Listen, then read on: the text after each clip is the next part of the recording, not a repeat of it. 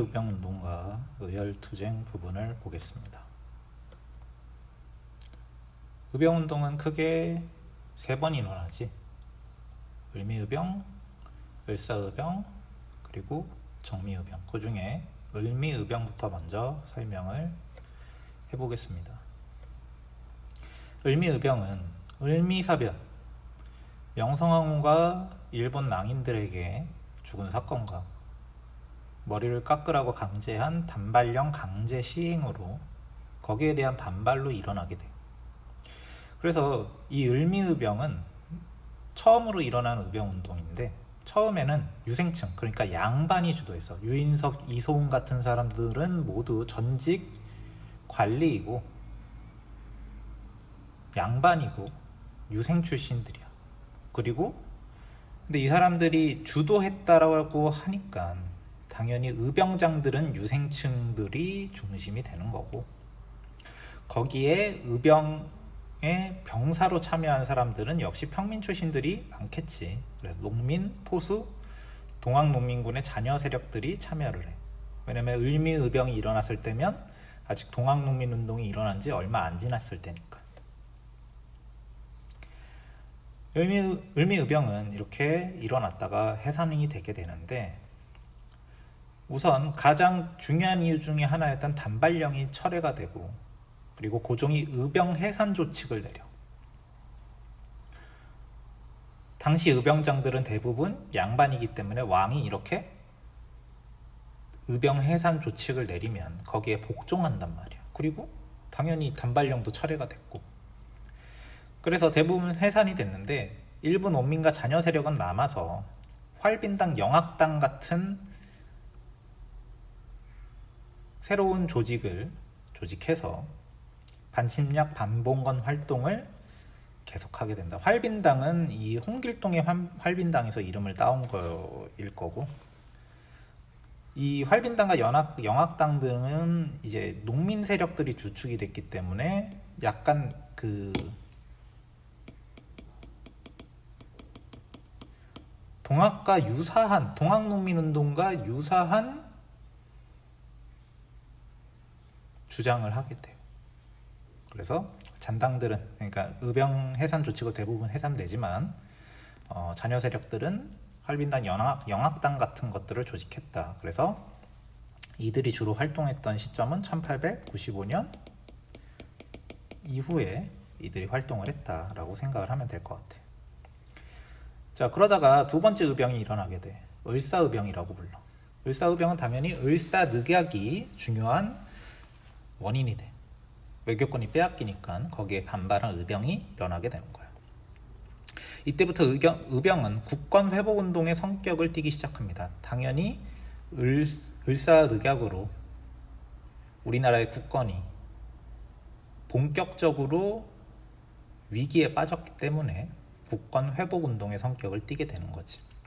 이 당시 대표적인 의병장은 민종식, 최익현, 신돌석인데, 신돌석은 평민 출신이야. 민종식, 최익현 같은 경우엔 여전히 유생 출신, 양반 출신이란 말이지. 그래서 을사의병의 특징은 신돌석 같은 평민 의병장이 등장하고 큰 활약을 펼쳤다는 거야. 여기서 말하는 거 의병장이라는 거지. 의병을 이끌어가는 사람도 을미의병부터 이미 의병은 평민들이 많았어. 근데 의병장, 대장은 여전히 유생 출신들이었단 말이야. 근데 을사의병 때부터는 평민 출신 의병장이 등장하고 활약했다라는 이야기지. 그 중에 가장 대표적인 인물이 신돌석이라는 거고. 그래서 이 최익현이라는 사람이 아마 여러분들이 이름을 자주 들었던 사람일 거야. 최익현은 1873년에 흥선대원군 집권을 비판해서 흥선대원군이 하야하는 원인을 제공하지. 그리고 1876년에 강화도 조약을 반대해서 이 사람이 주장한 게 외양일체론을 주장하지. 위정척사파란 말이야. 그래서 위정척사 운동을 계속 진행을 하다가 1905년에 을사조약 이후에 의병을 조직해서 활동을 했고, 충청도 태인에서 봉기해서 순창을 점령했지만 관군과 마주쳐서 관군과 싸울 수 없다고 투항을 하게 돼. 그리고 나중에 일본의 쓰시마 섬에 유배돼서 여기서 순국을 하게 됩니다. 1907년에 죽게 되는 거지. 그래서 이 최익현이 그 이전에도 여러 번 나왔던 사람이고 마지막으로 활동했던 게 이 을사의병으로 활동을 하게 되었다. 그래서 이런 것들은 좀 알아둘 필요가 있어. 그리고 아까 얘기했던 평민 출신 의병장 신돌석. 자, 신돌석 을사의병을 일으켜서 평해와 영해를 중심으로 활동했다. 평해와 영해가 어디냐면 경상북도 동해안 쪽에 있는 지역이야. 이 사람은 일본군을 상대로 유격전을 펼쳐서 큰 공을 세웠고 아까 얘기했듯이 평민의병장이라는 게 특징이야. 그래서 정미의병에도 당연히 참여하지.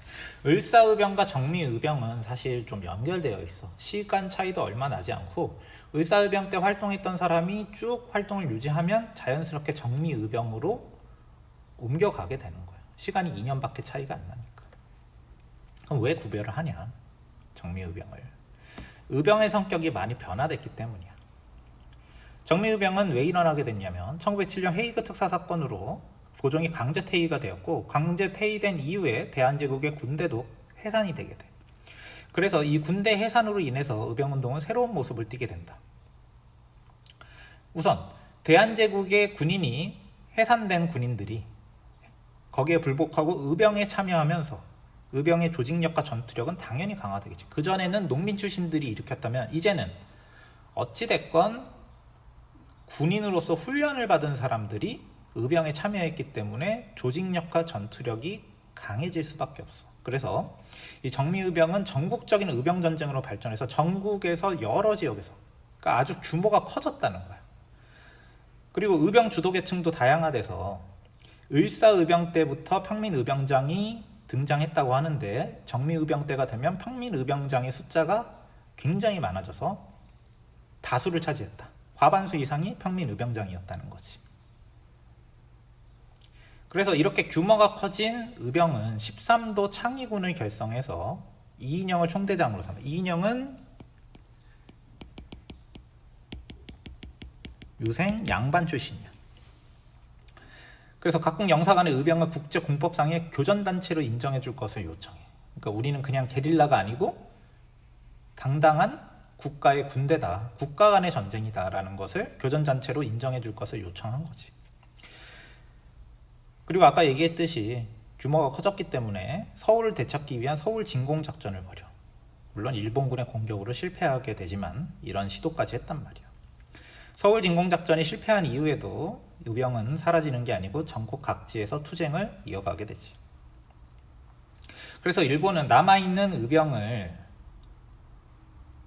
완벽히 진압하기 위해서 남한 대토벌 작전이라는 걸 벌이게 되는데 1909년 이후에 일본이 계속 진압을 했기 때문에 의병운동은 점차 악화됐어. 하지만 전라도 지역에서, 호남 지역에서는 여전히 의병 항쟁이 치열하게 전개되는데 왜냐하면 전라도 지역이 일본군에게 피해를 입은 게 워낙 많기 때문이야. 동학농민운동의 중심지가 전라도 지역이기 때문에. 그래서 일본은 이 지역의 의병을 처리하는 게 아주 급선무라고 생각을 해서 자꾸 의병이 이렇게 대항을 하면 우리나라를 식민지로 만들기가 어려우니까 병력을 호남에 집중해서 의병 근거지를 공격하는 남한 대토벌 작전을 전개한다. 1909년 9월부터 11월까지 이 60일 동안 집중 투입을 해서 의병들을 공격을 하게 돼. 그래서 이 과정에서 수많은 의병들이 체포되거나 순국하게 된다. 그래서 교과서 118페이지, 117페이지에도 이 호남 의병의 활동과 이로 인한 남한 대토벌 작전이 벌어지게 되지. 그래서 이 과정에서 홍란 지역 의병장들이 잡혀서 찍은 사진도 교과서에 실려 있다는 거예요. 그래서 당시 의병 항쟁의 변화를 보면은 의병에 참여한 숫자가 거의 10,000 단위가 넘어갈 정도로 숫자가 많지. 4만 명, 7만 명, 뭐 2만 5천 명 이렇단 말이야. 그래서 1909년을 기점으로 의병 활동은 숫자가 줄어들 수밖에 없지. 이 9년에서 10년으로 넘어가는 사이에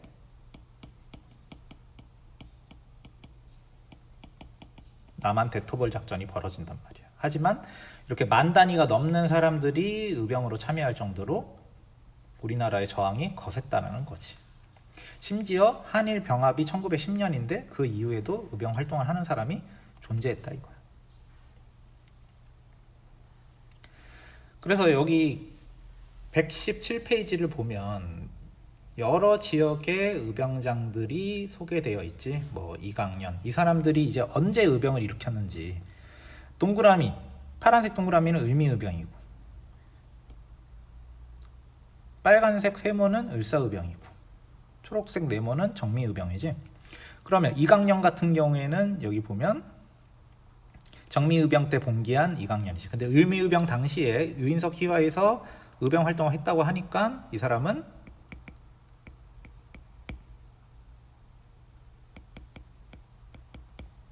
정미의병을 일으킨 정미의병과 관련이 있고, 그 다음에 전해상 같은 사람도 표시를 보면 정미의병이다. 그리고 유인석 같은 경우에는 을미의병 1차 때 일으킨 거고, 정황지 정용기 같은 경우에는 을사의병이다. 그리고 이 지도를 보면 전국 각지에 의병이 일어나지 않은 곳이 없고, 그리고 의병장들이 일본의 진압을 피해서 해외 연해주 같은 곳에 피신을 간 적이 있어. 근데 피신 가고 끝이 아니고 다시 국내 진공작전을 벌이기도 한다라는 거야. 특히 홍범도 같은 인물은, 이 사람은 정미의병 때도 군대를 일으켰는데 연해주로 피신을 했다가, 여기 보면 연해주 의병의 국내 진격작전 해서 홍범도 등이 있다고 하지. 그러니까 이 의병이 일본의 진압작전으로 세력이 꺾여서 거기서 끝난 게 아니고 연해주나 간도로 옮겨서 독립군으로 변화한 경우도 있다라는 거야. 대표적으로 홍범도 장군 같은 경우가 있는 거지. 그래서 국내에서 의병들은 활동이 어려워졌어. 남한대토벌 작전이 결정타였던 거지. 그래서 우리나라 북쪽에 있는 간도와 연해주로 이동해서 무장독립투쟁을 준비했고, 더러 국내에서 계속 항쟁을 이어가는 의병도 존재했다. 대표적으로 최응원 같은 사람이 그런 사람이라고 해요. 자, 의병투쟁 말고도 의열투쟁으로 일본에 저항한 사람도 있다. 의열투쟁은 어떤 거냐면, 의병투쟁이 군대를 이끌고 일본을 무력으로 쫓아내는 거라면, 의열투쟁은 자기가 자결을 하든지 혹은 일본의 침략의 원흉들을, 을사오적이나 아니면 일본의 고위 관료 같은 사람들을 죽여서 일본의 침략에 저항하는 것들을 의열투쟁이라고 부르지. 의열투쟁이 본격적으로 나타난 것은 을사늑약 때문이야. 이 부당함에, 을사늑약의 부당함에 항의하는 과정에서 자결하는 경우가 생기게 돼. 그래서 민영왕, 조병세 같은 고위 관료들이 자결을 하게 되는데, 그리고 당시 우리나라 신문이 여러 개 존재했는데 우리나라의 신문도 을사늑약의 부당성을 직접 규탄을 한다. 그래서 대표적으로 시일야 방송대곡 같은 기사가 대표적이겠지. 그래서 이 사람이 민영환이야. 매우 높은 지위의 관료였는데 이 사람이 을사늑약의 부당함에 항의해서 자결을 했단 말이지. 그래서 이게 이 고위 관료가 자결을 한 게 굉장히 큰 화제가 되었고, 이 사람이 흘린 피해서 나무가 자라났다는 거야. 혈죽이라고 불러. 이게 또 화제가 되었지. 그래서 이 혈죽은 아직도 보관되어 있다라고 해. 그리고 옆에 그림이 바로 조병세라는 사람이지. 이 민영환이나 조병세 같은 사람은 매우 높은 고위 관료였어. 지금으로 치면 장관급 정도는 되는, 최소 장관급 정도 되는 고위 관료들이란 말이야. 근데 이 사람들도 을사늑약을 어떻게 막을 수가 없어서 자결로 항의를 한 거지. 아니면 직접 응징하는 경우도 있었다. 이런 것들을 의거 활동이라고 부르는데, 자, 나철 오기오라는 사람은 자신해라는 조직을 만들어서 을사조약의 원흉인 을사오적을 처단하기 위한 활동을 한다. 자신해는 오적 암살단이라고도 부르는데 옆에 사진이 나철이라는 사람이야. 그리고 이 사람이 오기오라는 사람이고. 그래서 이 둘이 조직한 조직의 자신애가 이렇게 모여서 사진도 찍었단 말이지.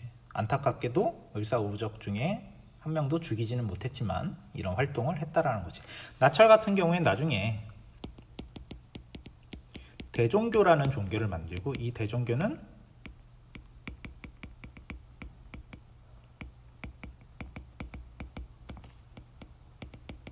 만주 지역 독립군에 영향을 줘. 대종교는 단군을 숭배하는 종교야. 굉장히 민족적인 성격이 강한 종교지. 자, 그리고 장인한 전명훈이라는 사람이 있는데, 이 사람은 미국에서 스티븐스라는 사람을 사살했어. 샌프란시스코에서. 스티븐스는 미국인데 왜 죽였느냐? 당시 스티븐스는 대한제국의 외교 고문으로 활동했다. 그 얘기는 일본이 보냈다는 거지. 그래서 미국 사람이지만 일본의 지시를 받고 우리나라 식민지로 만드는데 과정에서 공헌한 사람이야. 그리고 미국에 돌아와서도 일본이 우리나라 식민지로 만드는 것을 홍보하고 다녔단 말이지. 그래서 전명후가 장인환이 당시 미국 동포였는데 스티븐스를 살해할 계획을 세우게 되는 거죠. 근데 둘이 뭐 같이 계획을 세운 건 아니고 어떻게 하다 우연의 일치로 같은 날 같은 장소에서 스티븐스를 죽이려고 한 거야. 옆에 있는 사진이 전명훈이고 이분이 장인환이고, 이 사람이 바로 스티븐스, 대한제국의 외교 고문이었지. 일본이 보냈지. 고문 정치를 하잖아, 일본이. 그래서 나중에 이 장인환 전명훈은 살인죄로 잡혀가지만 둘 다 사형은 받진 않고, 전명훈 같은 경우에, 장인환 같은 경우에는 감옥에 있다가 나중에 시간이 지난 다음에 이 두 명이 다시 만났다고 해. 자, 이재명 의사는 이완용을 저격해서 큰 부상을 입혔다. 저격이라고 하지만 총으로 죽인 건 아니고, 총으로 쏜 건 아니고 칼로 이완용을 찔렀다고 해. 그래서 인력거를 타고 가는 이완용을 빗으로 공격해서 가슴을 찔렀는데, 이완용이 옛날 같으면 죽었을 텐데 서양 의학이 우리나라에 들어와 있는 상태에서 우리나라 최초로 흉부외과 수술을 받고 회복이 된다. 근데 그 상처 때문에 좀 괴로워했다는 얘기는 있어. 그래서 이완용을 공격했지만, 상처를 입혔지만, 거의 죽일 뻔했지만 성공하지 못했다.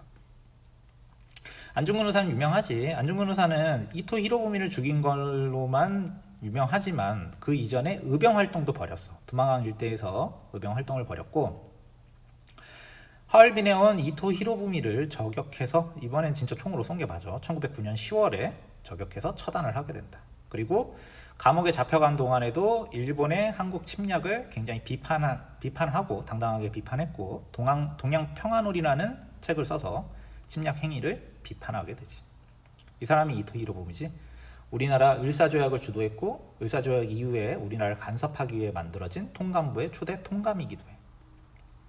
이게 바로 안중근의 동양 평화론입니다.